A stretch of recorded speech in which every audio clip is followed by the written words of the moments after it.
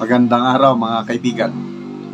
Pag-usapan natin ngayon yung binisto ni Secretary John Vic Remulla, yung pagplano ni Secretary Anyo, Secretary Gibo, Remulla and the President, yung pag-aresto kay PRRD at dinala sa the Netherlands. I think that was 3 days ago, nung siniwalat ni Secretary Remulla in a media interview. Ang ine-expect ko, magsasalita either Secretary Anyo, Secretary Gibo, kung ano ang masasabi nila doon.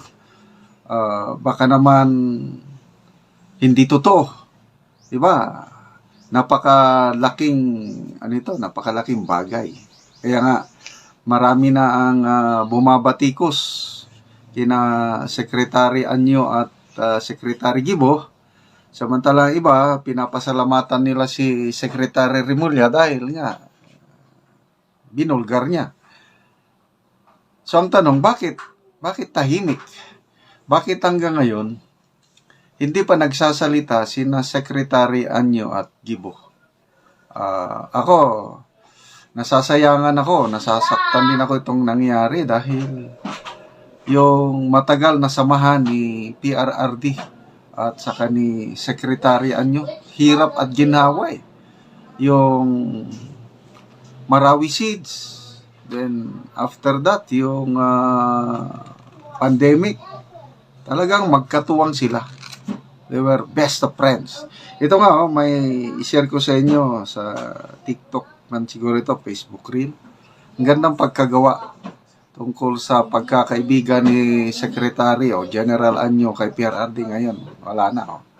Share ko lang. Tapos pag-usapan natin, bakit tahimik? Anong ibig sabihin yung pananahimik? Former President Rodrigo Duterte's most loyal and trusted men.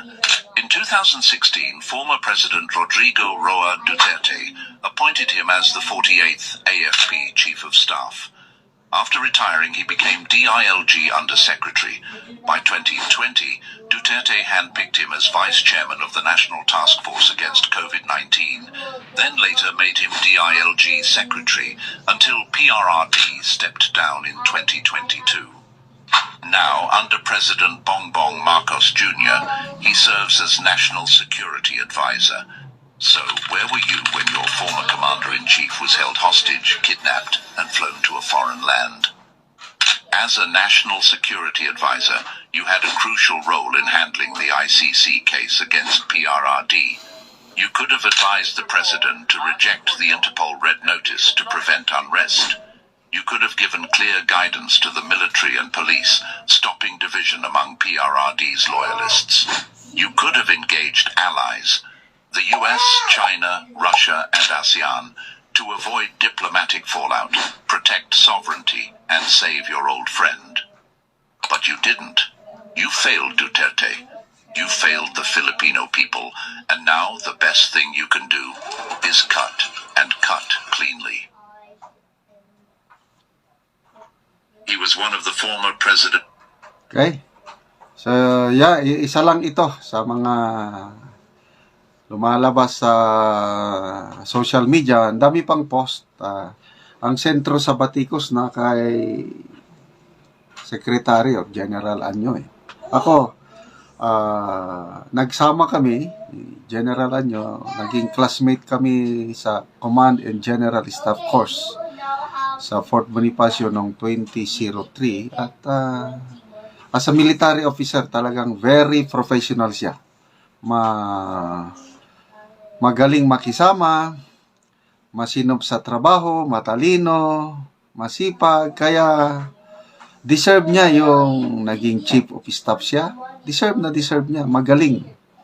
Wala akong masabi sa kanya yung pagiging pag-serve niya sa AP, kahit nung DILG, nung pandemic, talagang the best.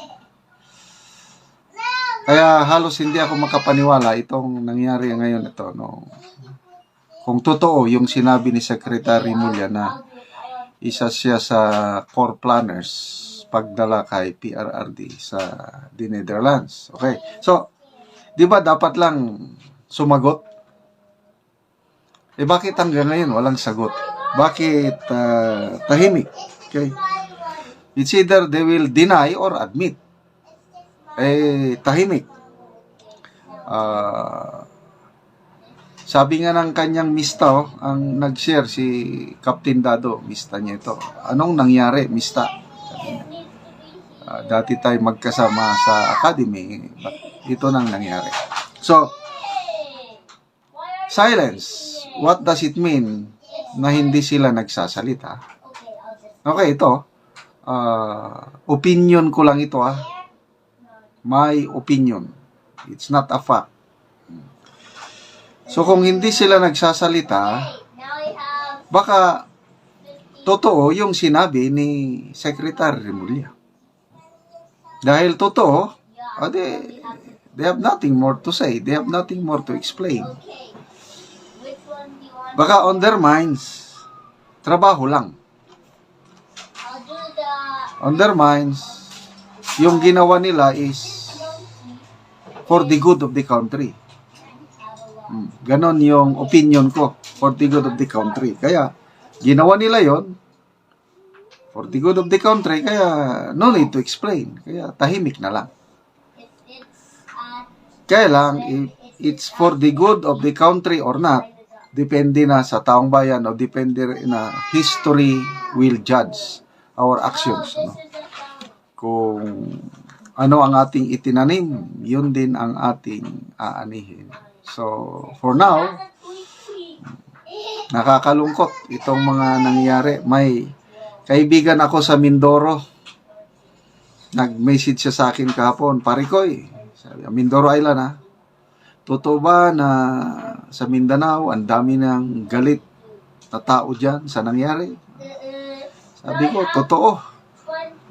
Halos sa lahat ng lugar, hindi lang sa Mindanao, all over the Philippines, all over the world na may Pilipino, talagang sunod-sunod ang mga, halos sabay-sabay ang mga protest rally itong nangyari kay PRRD.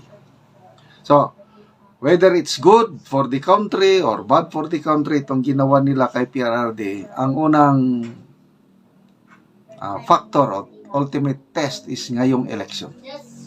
Kikita natin, ilalabas ng taong bayan yung kanilang nararamdaman ngayong eleksyon. At malapit na. Kaya sa mga nagmamahal kay PRRD, ang mensahe ng ating dating Pangulo is relax lang kayo. There will be a day of reckoning, and that day of reckoning will be on May 12, 2025. Doon na, gamitin nyo ang people power. Yung people power nyo, yung balota. Iboto nyo kung sinong karapat dapat.